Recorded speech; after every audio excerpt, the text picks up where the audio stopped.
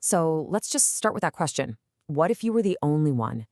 In the heart of the ancient Persian Empire, under the thumb of an all-powerful but, super volatile king, this question became a terrifying reality for one woman. Today, we're going to break down the story of Esther.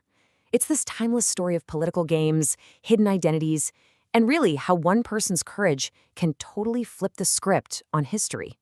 Okay, so let's set the scene. Our story kicks off right at the absolute peak of Persian power.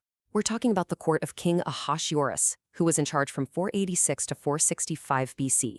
And in this world, the king's word is literally law. His pride, though, well, it's about to set off a crisis that is going to shake the entire empire to its foundations. So King Ahasuerus is throwing this ridiculously lavish party. I mean, it's a 6-month-long banquet.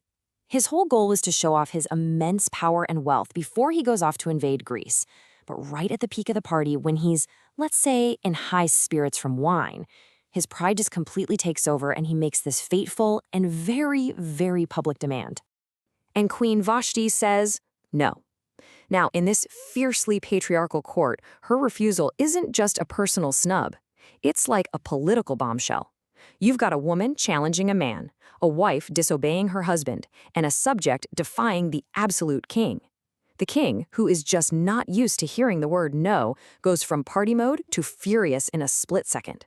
His ego is completely shattered, right in front of his entire military command. So what does he do? He turns to his 7 counselors. Now, these guys aren't just wise advisors, they're slick politicians who see an opportunity here. They spin Vashti's personal act of defiance into a national security threat, saying she could inspire a rebellion of wives all across the empire. And just like that, a rash decision is made. Fueled by his own wounded pride and their seriously manipulative advice, the king kicks his queen to the curb. This impulsive move creates this huge power vacuum at the very top of the empire. And without knowing it, he's just set the stage for both a new heroine and a truly dangerous villain. So this power vacuum, it doesn't stay empty for long. About 4 years go by, the king gets a new queen, but someone else has also been climbing the political ladder. A new figure has risen to the highest office in the land, Haman the Agagite, a man who's carrying this ancient, bitter hatred deep in his heart. And this brings us to a major standoff. You've got Mordecai, a Jewish official at the king's gate, who just flat out refuses to bow to Haman. Now, this isn't just him being difficult. See, Haman is an Agagite, a descendant of the Amalekites, who were, for generations, a sworn enemy of the Israelites. For Mordecai, bowing would be a total betrayal of his people and his God. And for Haman, well, his rage is absolutely ignited. So Haman's personal beef now blows up into a state-sanctioned plan for genocide. He goes to the king and manipulates him with lies about some rebellious certain people. He casts lots, or pur, to pick the perfect date for their annihilation. And then he convinces the king to issue one of those unalterable decrees to destroy, kill, and annihilate all Jews. And King Ahasuerus, foolishly, signs it, without even asking which people he's just condemned to die. This death warrant gets sent to every single province, and it throws the entire empire into confusion, and the Jewish people, obviously, into deep mourning. But inside the gilded cage of the palace, the new queen, Esther, has no idea. She's completely unaware of the catastrophe that's about to hit her people. Mordecai, in a very public display of grief, tears his clothes and covers himself in sackcloth and ashes.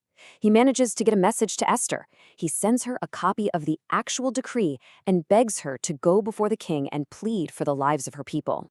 I mean, can you imagine? This is a terrifying choice. The law of the court is absolute. If you show up before the king uninvited, you could be executed right there on the spot. Unless he decides to hold out his golden scepter. And to make things even worse, the king hasn't even called for her in a month. That's a really dangerous sign that she might have fallen out of favor with this, let's face it, pretty volatile monarch. When Esther hesitates, understandably, Mordecai sends back this incredibly powerful, challenging question. He's basically saying, maybe your entire life, being chosen as queen, your position, all your influence, maybe it's all been leading up to this single critical moment. This isn't just an accident, it's your destiny. And Esther makes her choice. She accepts the massive risk, declaring, if I perish, I perish.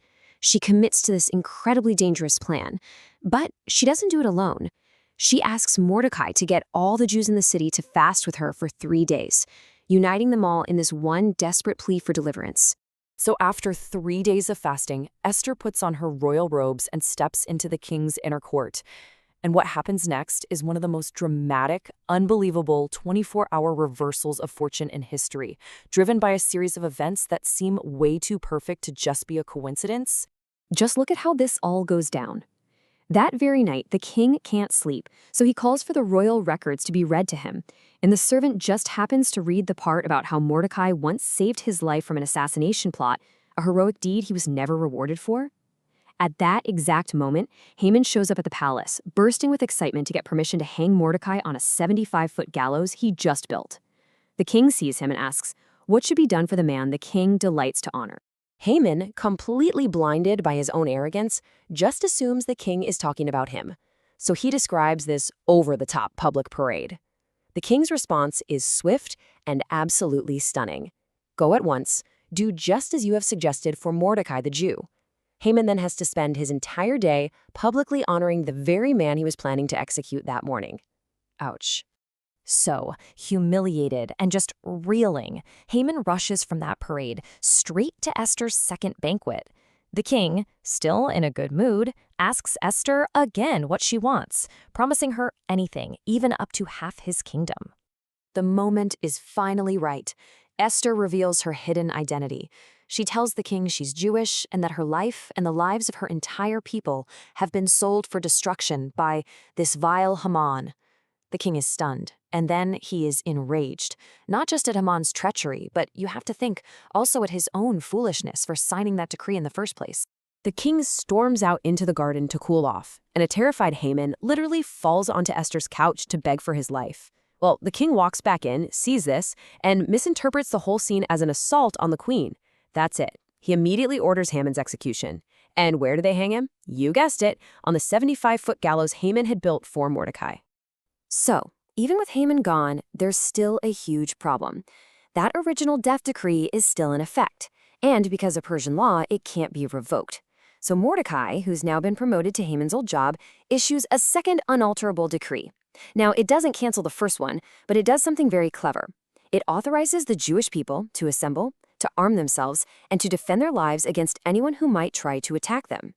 And this is the core theme of the whole story right here. Rescue in the face of what looked like certain doom. The day Haman had chosen for genocide was completely transformed into a day of deliverance and victory. This total reversal is still celebrated today in the Jewish festival of Purim, which is named after the lots, or pur, that Haman cast to decide their fate. And in the end, the story of Esther leaves all of us with this really powerful question. It's a reminder that even when things look absolutely hopeless, the courage of just one person acting at just the right moment, their time is this, can in fact change the entire course of history.